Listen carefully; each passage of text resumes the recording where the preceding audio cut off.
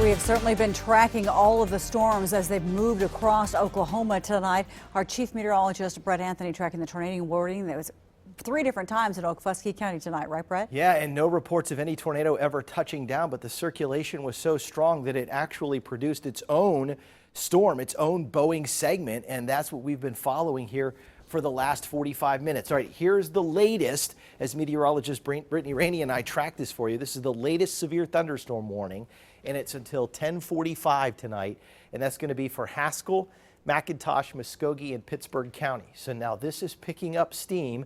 This is the line that has the history of 65 to 75 mile-an-hour winds, torrential downpours, rainfall in the excess of 2 inches an hour, blinding rainfall, especially at night, and it continues marching eastward. So Brittany's going to track this for us as it moves out to the east at almost 45 miles an hour. And this thing is racing now to the east, and it's right now rushing through Eufaula, moving toward Wilburton in about 21 minutes and Porham in about 27 minutes. And again, expect some damaging wind gusts with this in excess of 60 miles an hour and maybe upwards of 75 miles an hour. Then you've got the dangerous lightning, you've got the flash flooding rainfall that comes with this, and the heavy rainfall. Let's widen things all the way out here so we can give everyone the big picture perspective. Independence to Bartlesville, that is going to be a general rain, maybe a few embedded rumbles of thunder. Bartlesville down Highway 75 to the north side of Tulsa, that's a moderate rainfall. South side of Tulsa right now, here Bixby, Jenks, South Tulsa, that's going to be a heavier rainfall. Down to 75 toward Okmulgee, it lets up a little bit again. And Muskogee right now is kind of sitting in between heavy rainfall and maybe some wind gusts coming up at you at about 45 or 50 miles an hour off of these thunderstorms here toward Shakota, but also that thunderstorm brushing by. So you might just kind of squeeze in between some of the worst parts of the storm right there. And you can see that this is kind of wrapping up. So you might get in, as this circulation wraps up here, some heavy rainfall moving into Muskogee.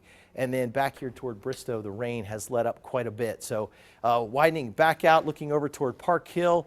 These storms are next going to be headed off into Cherokee County, also Sequoia County, Adair County, and then of course Rogers and Mays County out in eastern Oklahoma and all the way over to Delaware County. And we're going to track these all the way to the border until they get out of here later on tonight. So Brittany Rainey and I will be here late night tonight, and Taft Price will be in about 2 o'clock to relieve us. And if the storms aren't gone yet, and if more storms form down here to the south like we think, we'll be here all night long tracking these storms, as there is the threat of severe weather tonight, and then maybe a return of severe weather tomorrow.